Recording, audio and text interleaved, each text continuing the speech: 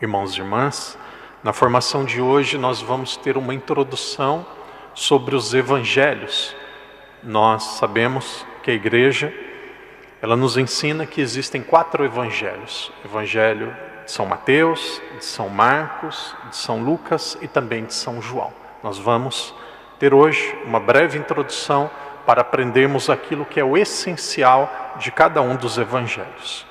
Gostaria de começar a reflexão lendo uma passagem do Evangelho de São Mateus, capítulo 18. São as últimas palavras de Jesus. As últimas palavras de Jesus antes da sua ascensão, antes de Jesus voltar para o Pai. Então, antes do Padre ler, nós vamos ouvir e nós vamos tentar responder esta pergunta depois. Qual foi o mandamento que Jesus deu aos seus apóstolos? Qual o mandamento missionário que Jesus dá aos seus apóstolos? O que Jesus pediu a eles? Então o Padre vai ler o texto, nós vamos ouvir e procurar responder esta pergunta. Qual foi o mandamento? Qual foi o pedido? Qual foi a missão que Jesus deu para os seus apóstolos? Então essa é a pergunta, nós ouvimos e daqui a pouco nós voltamos com a resposta. Capítulo 28, versículos de 16 a 20. Os 11 discípulos voltaram à Galileia. Por que 11 se Jesus tinha 12? Porque nós tínhamos um que não estava mais com o grupo, que era Judas. Os 11 discípulos voltavam à Galileia, à montanha que Jesus lhes tinha indicado. Quando viram, prostraram-se, mas alguns tiveram dúvida. Jesus se aproximou deles e disse: Foi-me dada toda a autoridade no céu e na terra, e depois fazer discípulos entre todas as nações e batizai-os em nome do Pai, do Filho e do Espírito Santo, ensinando-lhes a observar tudo o que vos tenho ordenado. Eis que estou convosco todos os dias até o fim dos tempos. Nesse texto, nós percebemos aqui 4 verbos, 3 verbos que representam aquilo que era a missão dos primeiros discípulos. Primeiro, fazer. Fazer discípulos entre todas as nações. Fazer discípulos. Segundo, batizai-os. Aqui não diz criança, adulto, homem, mulher. Batizai-os em nome do Pai, do Filho e do Espírito Santo. O terceiro, e nós vamos focar neste terceiro. O terceiro diz assim: ensinai-lhes a observar tudo o que vos tenho ordenado. E aí Jesus termina com um grande consolo a cada um de nós. Eis que estou convosco todos os dias até o confim dos tempos. Então o mandamento de Jesus é: ensinai-lhes a observar tudo o que vos tenho ordenado. A missão dos apóstolos era ensinar. A missão dos apóstolos era fazer discípulos. Aqui em nenhum momento nós encontramos Jesus pedindo para escrever aquilo que eles tinham visto. Aqui em nenhum momento nós encontramos Jesus pedindo para eles registrarem aquilo que aconteceu. No começo da igreja, aquilo que Jesus fez, aquilo que Jesus realizou era transmitido oralmente. Era transmitido através da pregação. E foi esse o mandamento de Jesus. Em nenhum momento nós encontramos Jesus dizendo assim: olha, tomem nota do que vocês estão vendo. Escrevam o que vocês estão vendo. Não, desde o começo a missão deles era falar, proclamar, ensinar. E por que surgiu então os evangelhos? Então, naturalmente, era um desejo de Jesus, mas nós podemos ver que Jesus em nenhum momento ele pediu para se escrever sobre ele. Foi vontade dele, sem dúvida nenhuma, mas ele não pediu. Aproximadamente no ano 65, 30 anos depois da ressurreição de Jesus, as testemunhas oculares, aqueles que tinham visto Jesus, começaram já a ficar pessoas mais velhas. A mensagem já estava se propagando em muitos lugares diferentes, até em Roma, até na Itália. Muitas pessoas vindas do paganismo, que não tinham nenhuma ideia sobre o cristianismo, nenhuma ideia sobre o judaísmo, estavam entrando na comunidade. Então, aos poucos, eles chegaram à conclusão que era preciso ter um texto escrito, era preciso ter uma referência, Não sei se aí no português de Portugal usa esse título, esse termo. No Brasil a gente fala de cartilha. Era preciso ter uma cartilha, era preciso ter um manual, era preciso ter um registro, porque senão, ensinamento oral, nós aprendemos dos nossos pais de forma oral. Nenhum pai disse, agora toma nota que eu vou te ensinar e registra e coloca num livro. Não, nós aprendemos oralmente. E também era assim na época de Jesus. 30 anos aproximadamente depois da morte de Jesus, perceberam que era preciso registrar, que era preciso também escrever. Quando nós olhamos para os livros que foram escritos sobre Jesus, existem aproximadamente 15 livros. Tem Evangelho de Tiago, tem Evangelho aos Romanos, Evangelho aos Egípcios, tem um Evangelho chamado Evangelho de Madalena, tem vários. Então a pergunta mais simples que nós fazemos é, se existiram ou se existem mais de 15 evangelhos, por que na Bíblia a gente tem só 4? E os outros 11, o que aconteceu? Esses outros 11 ou até mais que não foram para a Bíblia, nós chamamos de apócrifos. Apócrifos, textos sobre Jesus, mas que não foram considerados bíblicos. E ali tem muita informação importante. Por exemplo, o Evangelho de São Tiago. O Evangelho de São Tiago diz que os pais de Nossa Senhora eram Joaquim e Ana. É realmente do jeito que a gente acredita. Então tem muitas informações históricas que são verdadeiras, mas foi definido que alguns textos, 4 seriam bíblicos e outros não seriam bíblicos. A pergunta que eu fazia e muitos de nós devemos fazer é: quem definiu? Quem decidiu? Quem falou? Isso é bíblico? Isso não é bíblico? Como que a gente chegou a estes 73 livros do jeito que a gente tem hoje? Opção A. Um dia, um anjo, muito belo e muito bonito, em uma das suas asas trouxe o Antigo Testamento. E o mesmo anjo em outra asa trouxe o Novo Testamento.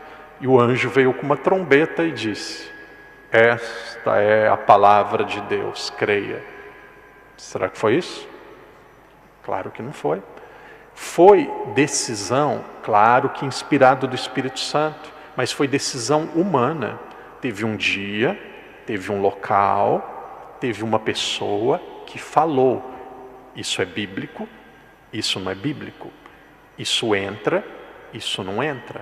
Claro que é fruto de oração, fruto da tradição, fruto de diálogo, mas chegou um dia que alguém bateu o martelo, que alguém falou: isso é bíblico, isso não é bíblico.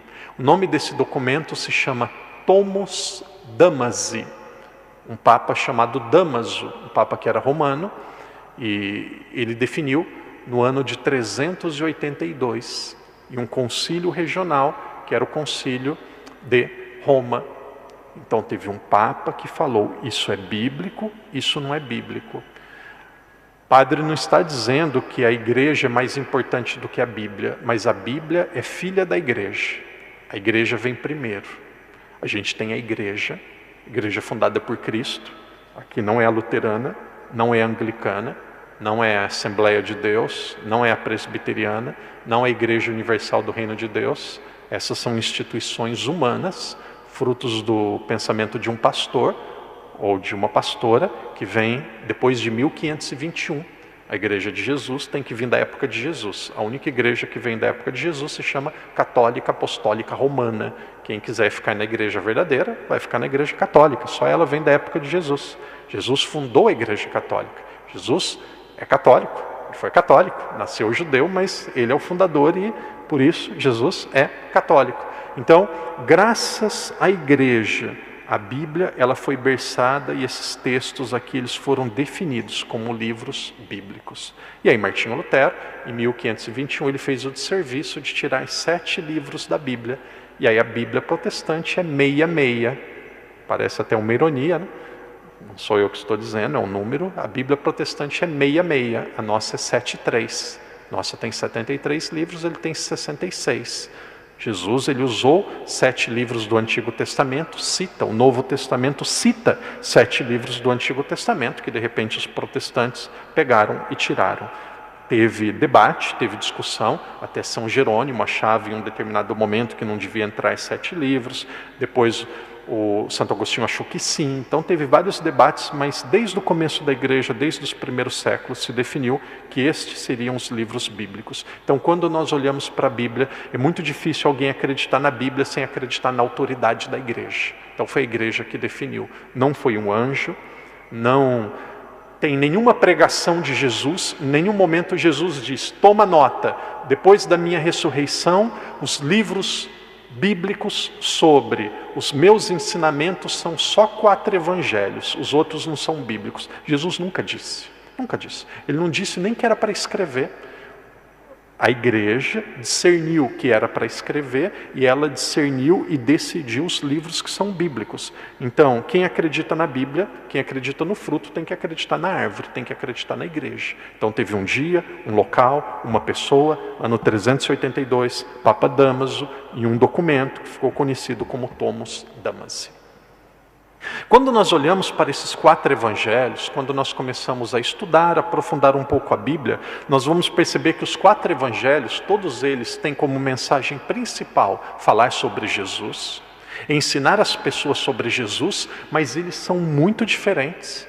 Muito diferentes. Se nós pegarmos aqui 4 pessoas e dissermos assim, fale sobre Jesus para a Maria que está sentada ali. Olha, Maria vai aprender 4 coisas diferentes sobre Jesus, porque nós tivemos experiências diferentes. Marcos, ele aprendeu de um jeito, ele viu a pessoa de Jesus de um jeito, Lucas de outra, Mateus de outra, João ainda mais diferente.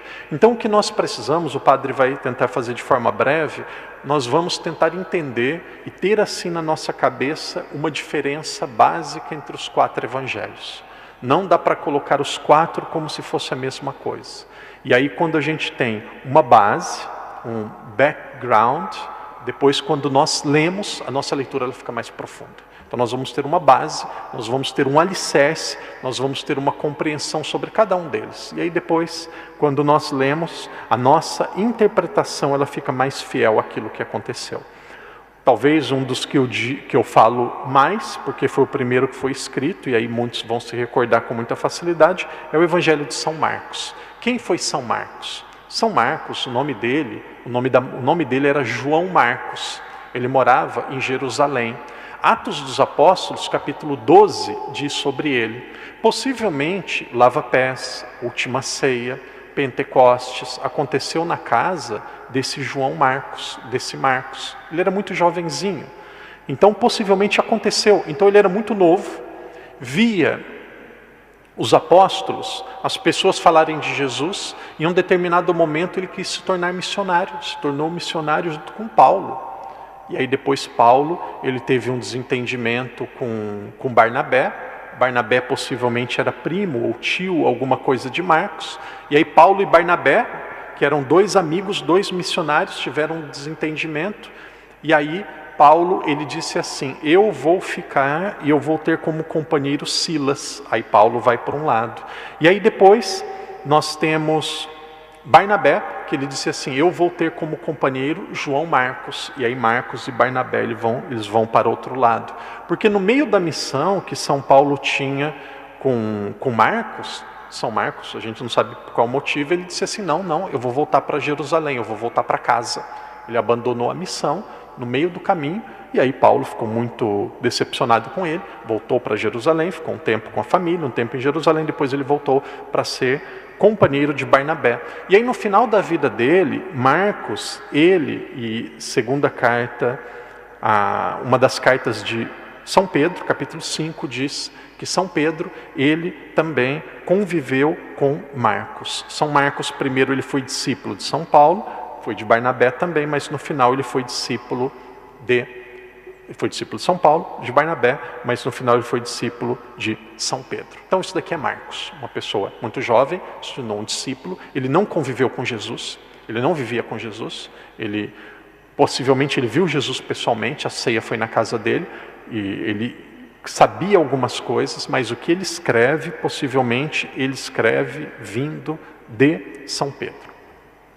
O que eu vou dizer agora, possivelmente não é novidade para muitas pessoas, mas para aqueles que que já ouviram o padre dizer isso, paciência e ouçam novamente. Então nós vamos imaginar essa situação. Aqui nós estamos mais ou menos no ano 65 depois de Cristo. O que isso significa? No ano 70, o Templo de Jerusalém, que era o local mais importante do país, da terra, ele foi destruído pelos judeus. Ele foi destruído pelos romanos. O Templo dos judeus foi destruído pelos romanos. E alguns anos antes, ali uns 5 anos antes, os romanos começaram a invadir Israel. Queriam destruir Israel. Queriam saquear Israel e queriam até matar os judeus. Então muitas pessoas diziam assim em Israel: quem é Jesus?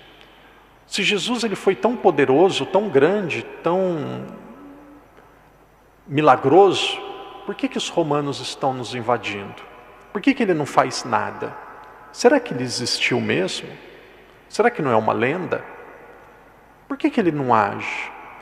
E aí muitos começaram naquela época, os apóstolos já passaram 30 anos depois da vinda de Jesus. Imagina um padre que viveu aqui 30 anos atrás, a gente vai lembrando pouco. E aí muitos começaram a questionar se Jesus tinha existido. Muitos questionaram se Jesus de fato era o Filho de Deus. E aí São Marcos ele escreve para responder 2 perguntas. Primeira pergunta: quem é Jesus? A Bíblia diz assim, e aí ele escreve: quem é Jesus? Essa é a primeira pergunta. E ele já responde no primeiro versículo: Jesus é o Filho de Deus. O Filho de Deus no Antigo Testamento, quando ele aparecesse, ele teria 2 credenciais. Ele iria curar, fazer milagres, e ele iria ensinar com autoridade. Então a primeira parte do Evangelho de São Marcos diz: Jesus é o Filho de Deus. Então aparece Jesus curando e ensinando, curando e ensinando, curando e ensinando. E aí os demônios dizem: você é o Filho de Deus. E aí Jesus fecha a sua boca, não conta para ninguém. O Pai diz no momento do batismo: esse é o Filho muito amado.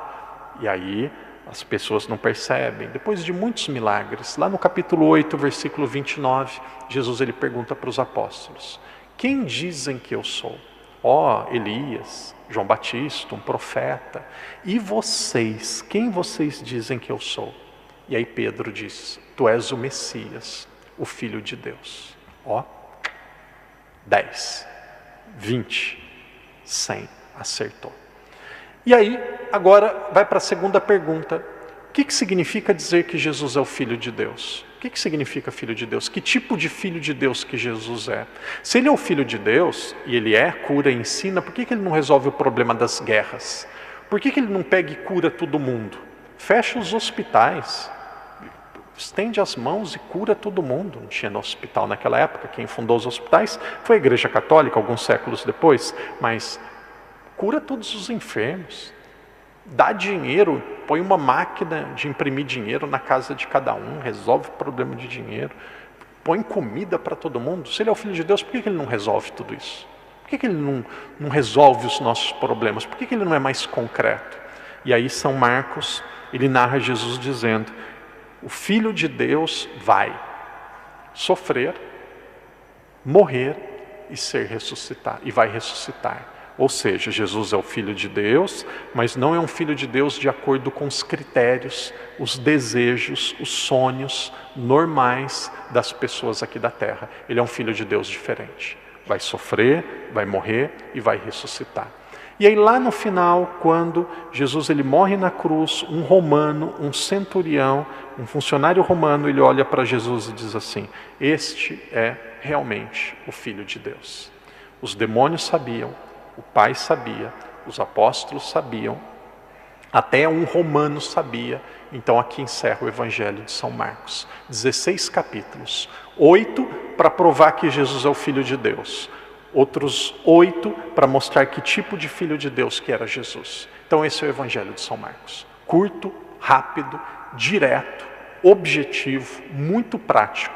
Quem gosta de coisas diretas, direto ao ponto, lê o Evangelho de São Marcos. Quem gosta das coisas práticas, como se fossem jornalísticas, ali fato mesmo, Evangelho de São Marcos. Aqui não tem tempo para perder, é o primeiro Evangelho, ele é muito direto, ele é muito prático. Então esse é o Evangelho de São Marcos. Quem é Jesus? O Filho de Deus. Que tipo de Filho de Deus? Diferente. Sofre, morre, mas depois ele ressuscita.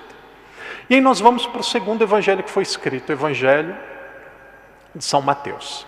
Quando nós olhamos, um passo para trás, quando nós olhamos São Marcos, vamos imaginar assim uma pessoa com duas pernas, do jeito que normalmente nós somos. São Marcos, ele tinha um pé no judaísmo.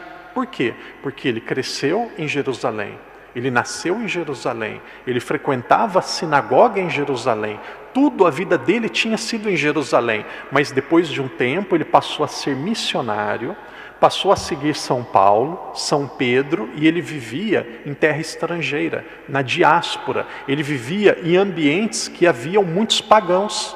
Então, o Evangelho de São Marcos aqui, ele é mesclado, um pouco para os judeus, um pouco para os pagãos. O coração dele e a cabeça dele é um pouco judaica e um pouco do mundo greco-romano. Esse é o primeiro. Agora, quando nós olhamos para o segundo, aqui mais ou menos no ano 80, mais ou menos nesta época, nós temos o Evangelho de São Mateus. Quem foi Mateus? Mateus, ele conviveu com Jesus ou não? Mateus. Será que ele conviveu com Jesus ou não? São Mateus. Mateus. Conviveu com Jesus ou não? O nome dele era Levi. Ele era cobrador de impostos. Mateus conviveu? Conviveu.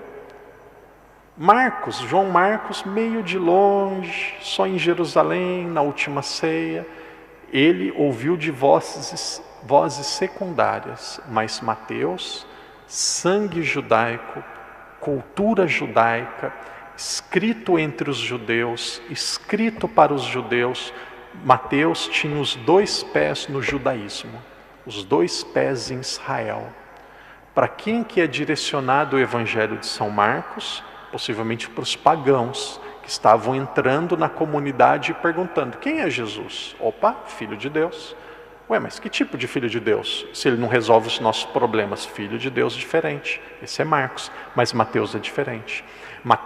São Mateus, ele escreve para os judeus.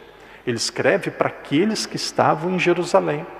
E aí existiam certos ciúmes de Jesus. Muita gente dizia assim: Jesus é grande, é poderoso, grande profeta, mas ele não é maior do que? Não é maior do que Moisés. Não é maior do que Moisés. Pode ser até um grande profeta. Pode até ser comparado com Elias. Pode até ser comparado com Araão. Pode ser até comparado com Jacó. Mas não vai comparar com Moisés. Ele não é maior do que Moisés. E aí o que São Mateus vai fazer no evangelho dele? Ele vai mostrar que Jesus é maior do que Moisés. Vai mostrar isso. Quais são os grandes feitos da vida de Moisés? Moisés, ele foi perseguido quando ele era criança. O faraó queria matar todos os bebês, porque sabia que poderia nascer o rei ou o libertador dos hebreus. E aí o que a mãe de Moisés fez para ele escapar? Colocou ele num cesto e jogou no rio. Então, Moisés foi perseguido quando era criança. E aí o que São Mateus vai mostrar? Jesus também foi perseguido. Também foi perseguido quando criança. Moisés foi, Jesus foi. Moisés esteve no Egito. E lá no Egito ele fugiu do Egito. Opa, Jesus também esteve no Egito. O único evangelho que mostra Jesus no Egito é o evangelho de Mateus. Ué, como que Jesus é maior do que Moisés? Moisés libertou do Egito e Jesus não vai para o Egito? Então o evangelho de São Mateus, Jesus está no Egito. Agora Jesus é maior do que Moisés. Moisés sai fugindo. Moisés sai correndo. Jesus sai tranquilamente, sai livre. Moisés, depois que ele passou pelas águas do Mar Vermelho, ele entra onde? Até ele chegar na Terra Prometida, ele passa pelo Mar Vermelho. 3 dicas: ele passa pelo Mar Vermelho, depois ele vai entrar em um lugar até chegar na Terra Prometida. Por onde que ele entra? Ele entra em um túnel, ele entra em um avião, ou ele entra pelo deserto? Ele entra no deserto. Então o que acontece com Moisés? Ele é perseguido, Jesus é perseguido. Ele passa pelas águas do Mar Vermelho, Jesus passa pelas águas do batismo. Depois ele entra no deserto. O que acontece com Jesus? No Evangelho de São Mateus, Jesus, depois do batismo, ele vai para onde? Vai para o deserto. Então é um paralelo. Por isso que a gente tem que ter essa introdução. Porque quando a gente vê Mateus, Evangelho de São Mateus, está escrevendo para judeu, está escrevendo para judeu. Claro, isso daqui é a interpretação do padre, de outras pessoas que estudam, mas é muito provável que esteja certo. Então é assim que acontece. Outro grande feito de Moisés está lá em Êxodo capítulo 19. Deus disse assim para Moisés: sobe o monte Sinai. Ele subiu. Receba as tábuas da lei. Ele recebeu os 10 mandamentos. Desce. E lá embaixo ensina o povo.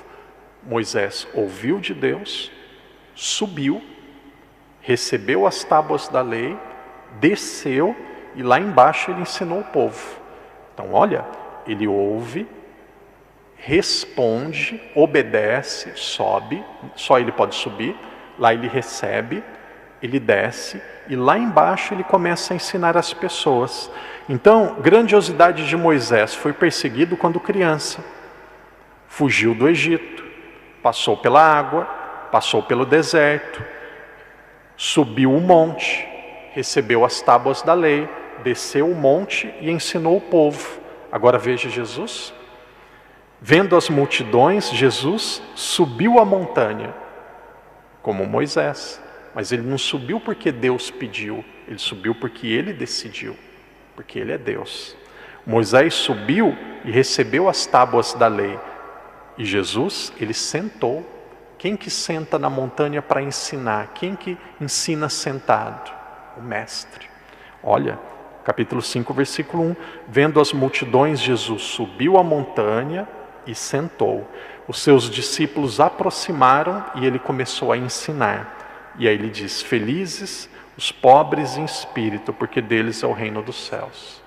Então, ele sobe, senta, convida e ensina. Moisés, ele ouve, obedece, sobe, recebe, desce e lá embaixo ele ensina. Tudo aquilo que Moisés fez, Jesus faz, mas faz de forma muito maior. E aí muitos vão dizer assim: mas Moisés, ele foi grande porque ele resumiu toda a lei em 5 livros, o Pentateuco.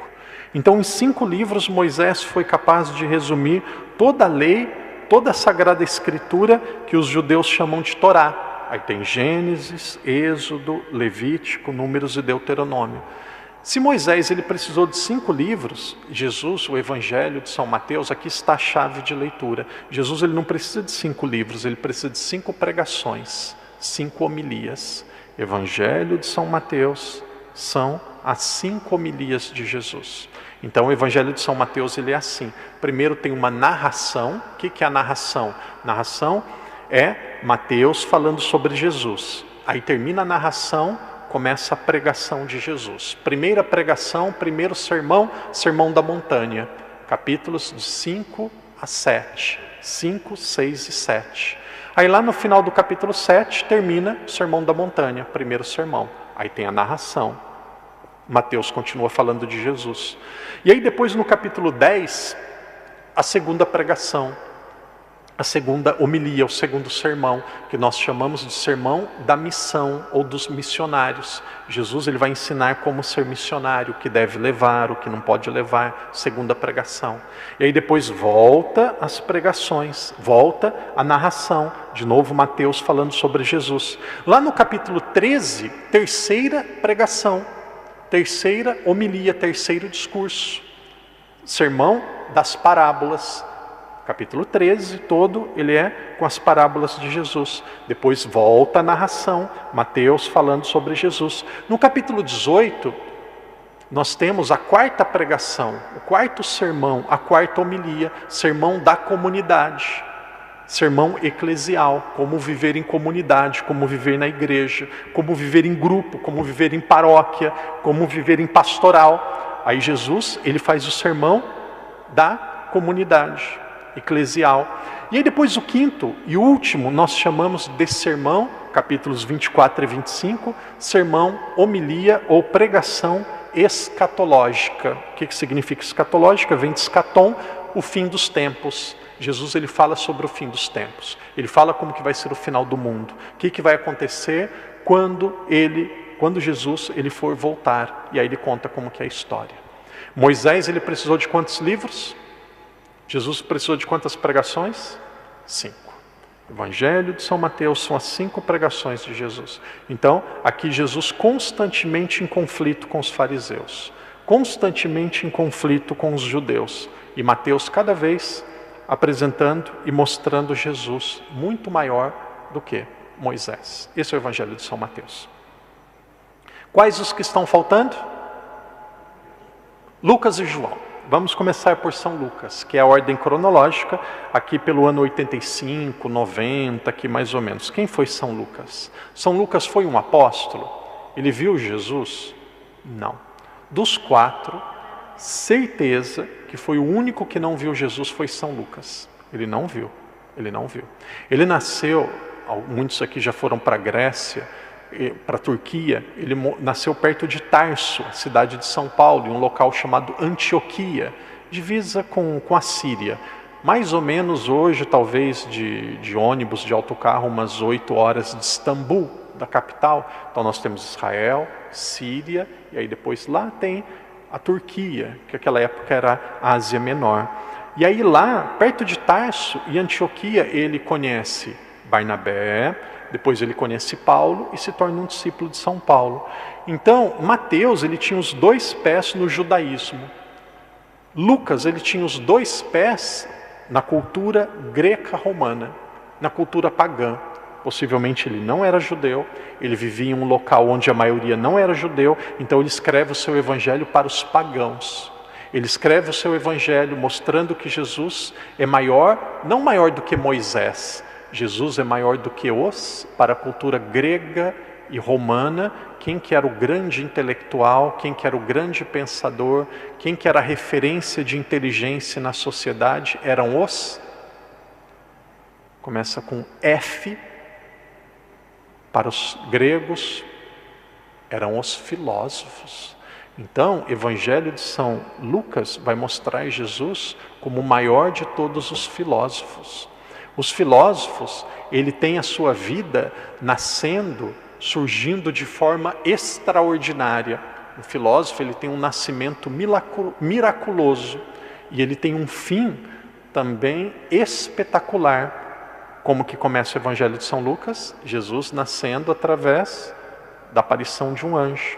E como que termina o Evangelho de São Lucas? Jesus ascendendo ao céu. Como que os filósofos ensinavam os seus discípulos? Caminhando, sempre caminhando. O Evangelho de São Mateus, Jesus sobe muito na montanha, porque a montanha era o local do ensinamento. Agora para Lucas o ensinamento não é na montanha, o sermão não é na montanha, é na planície, porque os filósofos ensinavam caminhando. Então o Evangelho de São Lucas, Jesus está sempre a caminho, sai de um lugar, vai para o outro, sai de um lugar, vai para o outro, ele ensina caminhando. O Evangelho de São Lucas, ele é conectado, ele é junto com Atos dos Apóstolos. É como se fossem 2 livros do mesmo autor que eles fossem separados.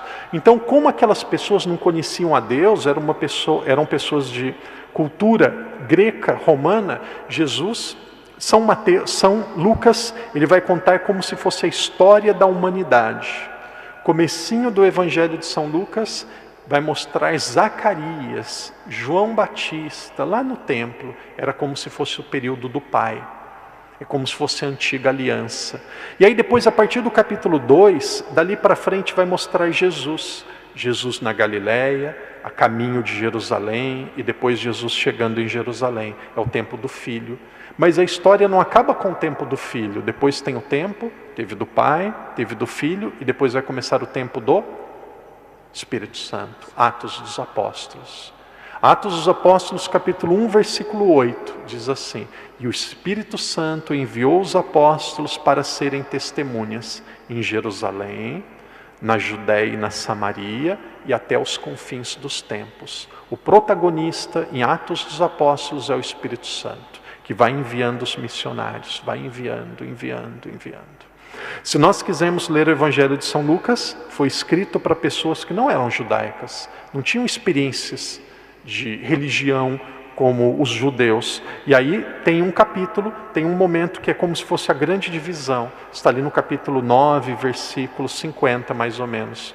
Primeiro Jesus ele está na Galileia, região que ele cresceu, ali perto de Canaã, de Cafarnaum, e aí depois Jesus toma a firme decisão de ir para Jerusalém.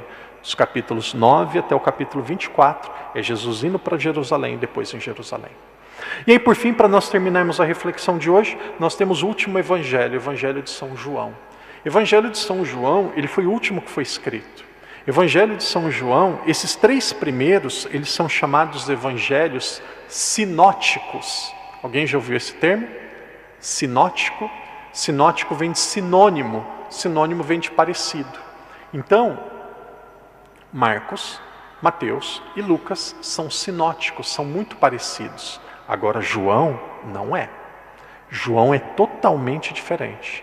É como se ele esperasse, ficasse por último, e ele falou, muitas coisas não foram ditas, eu vou dizer. Bodas de Caná aparece nos 3 primeiros? Não.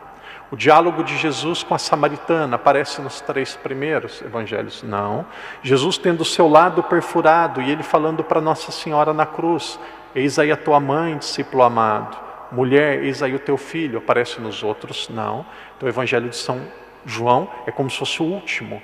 E aí São João ele tem uma atenção muito especial a Nossa Senhora. O primeiro milagre de Jesus acontece em Bodas de Caná, a intercessão de Nossa Senhora.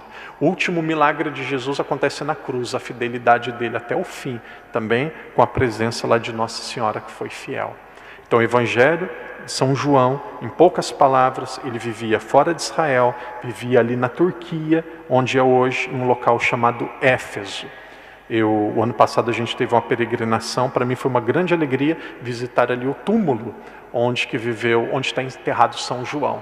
E aí o padre partilha rapidamente, lembro que na peregrinação tem sempre um guia local, e aí o guia local estava lá com o grupo, explicou as construções, as ruínas, tudo, aí terminou e olhou e falou assim, padre, a minha parte já terminou, vamos embora, né?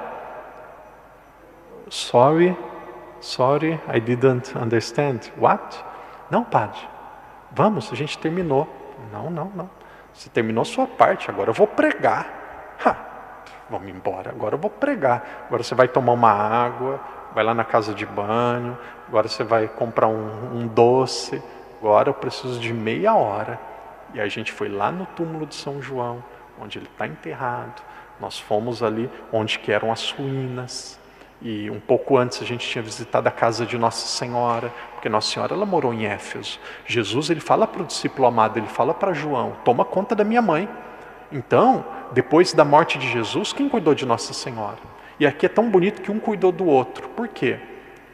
Os outros apóstolos tinham profissão, tinha filho, tinha mulher, já eram mais velhos. João não tinha nada, ele era o mais novo, ele não tinha mulher. Não teve filhos, não tinha nada. Ele deixou tudo para seguir, para ter só Jesus. Talvez foi por isso que ele foi fiel, porque ele não tinha mais nada onde apegar. Ele não tinha mais nenhum apego, ele não tinha segurança nenhuma, ele tinha deixado tudo. Ele estava frágil, então ele foi até o fim. Nossa Senhora também não tinha mais São José, não tinha filhos. Então um cuidou do outro. E eles foram para Éfeso, para a Turquia. Então que alegria lá no túmulo. Tem alguns aqui que estavam lá presentes. Que alegria lá no túmulo poder rezar. E foi lá que São João esteve com Nossa Senhora. Então é um evangelho muito bonito.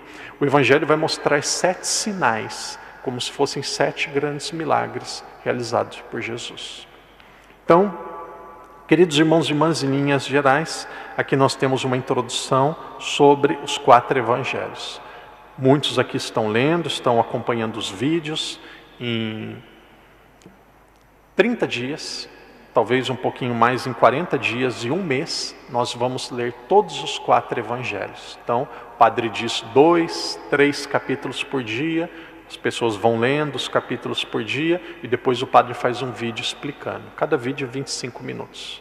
Então, nós estamos agora no Evangelho de São João, no último, onde nós estamos tendo essa formação hoje. Nós estamos nos capítulos 9 e 10 de São João. E aí no final do mês de outubro, nós terminamos o Evangelho de São João, e aí depois nós vamos para Atos dos Apóstolos, Carta aos Romanos, depois Carta aos Coríntios, e aí vai seguindo as outras cartas e todo o Antigo Testamento. E aí nós terminamos, se Deus quiser, o Antigo Testamento lá no dia 30 de dezembro. E aí o dia 31 é um dia de revisão. Então, que Deus ajude, que Deus nos abençoe, que Deus nos faça pessoas perseverantes e apaixonadas pela fé. Queridos irmãos e irmãs, a nossa fé, ela é fortalecida quando ela é esclarecida. Quando nós esclarecemos a nossa fé, nós fortalecemos a nossa fé. Santo Agostinho, ele foi muito sábio e foi muito certeiro. Nós só amamos aquilo que conhecemos. Por isso peçamos que o Senhor nos dê cada vez mais uma paixão, um desejo de conhecer a palavra dele.